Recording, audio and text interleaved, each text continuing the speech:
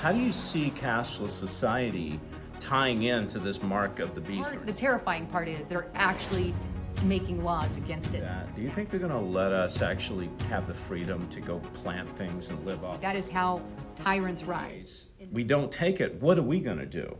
Everybody, we're back. I'm David Heavener. I'm with Lisa Haven, and we're on the set of Last Evangelist, where Lisa just finished filming her episode with Dr. Amy Adams. Yeah. As I look a little slick, it's not my fault. So we talked about the insertion, because you're the poster gal for the government that gets people to take the insertion and keeps them hyped up on it. Now I want to ask you, how do you see cashless society tying into this mark of the beast or insertion? How do you see that tying together, or does it tie together? Oh, it absolutely ties together. We know in the Bible it talks about in the latter days you won't be able to buy, sell, or trade without this mark. In other words, the Bible is saying basically we're a cashless society. Everything is based off of this chip, this mark of the beast. And if you want to go to the grocery store, or you wanted to purchase a car, or whatever it is you want to do, you have to have the mark in order to do that. So I absolutely see a cashless society playing into the end time biblical events. Exactly what you portray in your movie here. In the Last Evangelist series. Yes. So it all comes through this insertion. All the information, all the monetary system, economy comes through this insertion. So what happens, Lisa, if a Christian won't take this insertion? Because you and I kind of agree, taking this insertion is the mark of the beast. The Bible forbids it, that once you take it, you can't untake it. That's how I believe it. Yeah, so if that's the case, we don't take it, what are we going to do? Well, he's very clear about that too.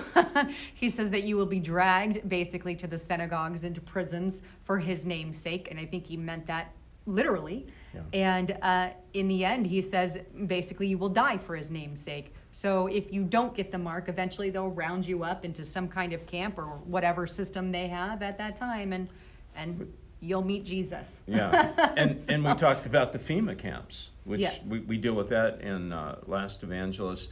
But in between that, how do you see, I talked to Dr. Michael Lake, he's talking about techno-Amish, going back to, growing things and living off the land. I mean, do you think they're going to let us do that? Do you think they're going to let us actually have the freedom to go plant things and live off the land, knowing that we're bypassing their, quote, evil economy? Well, I will say this. There are a lot of laws that are currently now being passed. Some prevented people from having the watering system on their house. They put their own watering system to collect the rainwater. It's a good system, and you can use it on your plants. You can use it. They were passing laws, and I believe it's in California and not all of the state, but singular areas and cities where they weren't allowing that. They've also passed other laws in which prevented other cities from doing it. Now, is this something that could spread and then more cities take effect there? Absolutely. Now, of course, you'll have your holdouts in the end time where you'll have that. But the terrifying part is they're actually making laws against it now. Intentionally. Yes. So that we can't escape their system. All in the name of good, see, because it protects other people. That's what they always do. Yeah, in the environment. Yeah. The environment. Although, but there's no real, a rain system catching water, their excuse is, well, the water's not as clean and, or whatever. And it has nothing to do with it. It rains. It's just, they come up with anything and it's always for your safety. That is how tyrants rise. In the name of safety, in the name of peace. That's how the Antichrist will rise. In the name of safety, in the name of peace. Wow, yeah.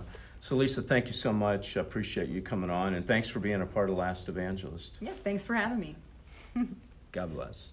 Welcome to the Last Evangelist crowdfunding campaign.